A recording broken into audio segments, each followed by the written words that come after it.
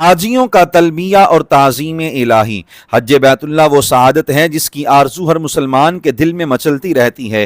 اس وقت دنیا بھر کے مختلف علاقوں سے مسلمان حرم اقدس میں جمع ہو کر حج کی تیاری کر رہے ہیں۔ اگر ہم غور کریں تو حج اول سے آخر تک اللہ تعالیٰ کی تعظیم و تکبیر کا نام ہے۔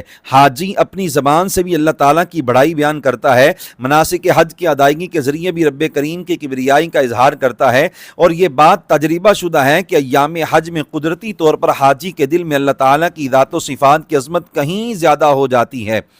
حاجی احرام باندھنے کے بعد سے 10 ذوالحجہ کو جمرات کی رمی کرنے تک تسلسل و کثرت کے ساتھ یہ کلمات پڑھتا ہے: لبیک اللہم لبیک لبیک لا شریک لک لبیک ان الحمد والنعمت لک والملک لا شریک لک۔ مفہوم یہ ہے کہ میں حاضر ہوں، اے اللہ میں حاضر ہوں، تیرا کوئی شریک نہیں، میں حاضر ہوں، تمام تعریفیں اور نعمتیں تیری ہی ہیں، بادشاہی کا مالک تو ہی ہے، تیرا کوئی شریک نہیں۔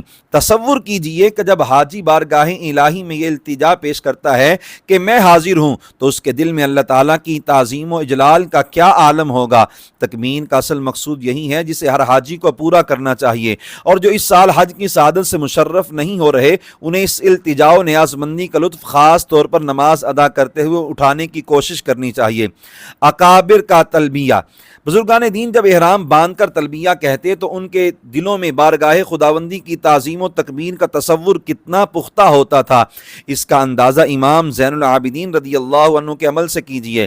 روایت میں ہے کہ ایک بار آپ نے حج کا ارادہ کیا، احرام باندھا تو رنگ مبارک زرد ہو گیا اور جسم کانپنے لگا، حتیٰ کہ زبان پاک سے تلبیہ نہ کہہ سکے۔ عرض کی گئی مالک لا تلبی، کیا وجہ ہے کہ آپ لبیک نہیں پڑھ رہے؟ فرمایا اخشا ان اقول لبیک فیقول لی لا لبیک، مجھے ڈر ہے کہ میں کہوں لبیک، یا اللہ میں حاضر ہوں، تو وہ فرمائے لا لبیک، تیری حاضری قبول نہیں۔ عرض کی گئی تلبیہ تو بہرحال ضروری ہے، یعنی اس کے بغیر احرام معتبر نہیں۔ چنانچہ آپ رضی اللہ تعالیٰ عنہ کی زبان پاک سے لبیک نکلنا تھا کہ بے ہوش ہو کر سواری سے زمین پر تشریف لے آئے، اور پھر حج کے اختتام تک کچھ اسی طرح کی کیفیت رہی۔